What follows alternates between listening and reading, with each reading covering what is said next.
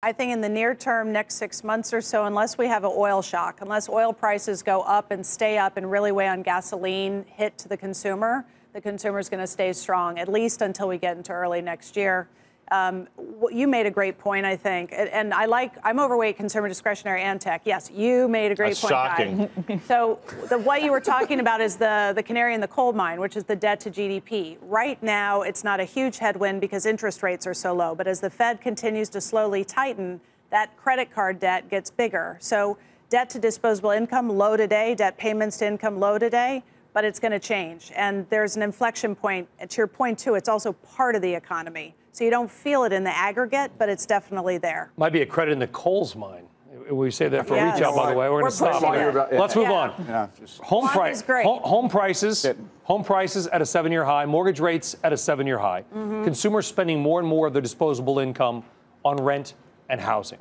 Won't that ultimately chip away at that retail story we just talked about? It's late cycle, right? So we're in the sweet spot right now for the consumer because they're getting jobs, they're finally getting rising wages, they feel more confident spending, but there's a window for that. And again, I don't know the day the window closes. It's open at least, I think, till year end, maybe until next year, but then we have to worry about it, which leads me to choose, gun to my head, consumer discretionary, as great as Bob Pisani was with his pitch, or tech. I still prefer tech. Because all those consumer companies, to make sure they can stay in business, have to get digital. They have to have a multi-commerce, multi-platform structure. That costs money. And what are they spending it on? Tech. Does that make you a little worried? Because Karen just said you see a lot of these retailers rationalizing their bricks and mortars, and they're doing third-party deals with Amazon, who's taking half of the e-commerce growth from here on out. We know that Amazon's been this massive deflationary force. So it's good for consumers, but if it's putting out a lot of retail jobs, is this a trend that we're going to see, in your opinion, which may be very bad for the consumer? You know, I actually did a research note on this last year because I was fascinated by the whole zombie mall thing. And what it turns out is that while retail jobs are getting shed, a lot of those same people are getting other jobs in other sectors, whether it's online or elsewhere. And so the actual amount of job losses in retail, while they're there, it's pretty small. It's actually a lot smaller than you might have expected. People are finding other jobs elsewhere in the economy, sometimes making more money. Yeah, we talked about that monthly jobs number where retail had lost money, and somebody had wondered, they made the good point, maybe that was Toys R Us workers. That was a one-time blip, but that they're going to find that new employment. Let's hope. Rebecca Patterson, Bessemer Trust. Rebecca, always a pleasure. My pleasure. Thank you.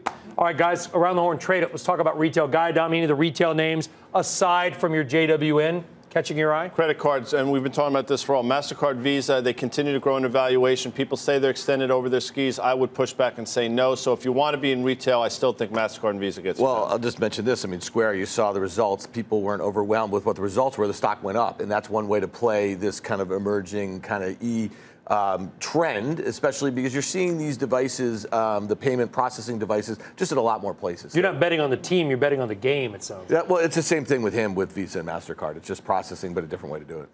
So in fact, a retail name, Foot Locker's announcing in 2 weeks, I think back to schools. We're partially for this quarter that they report in back to school. I think it's going to be strong. The valuation here is cheap. I want to stay along it. The FL, huh? The FL, yeah. We've had a big run in consumer discretionary, but I think Tiffany, LVMH, these names continue to work globally. I think they're defensive on the trade front because, let's face it, these are aspirational purchases, and I don't think they're as price sensitive. Take a look at those.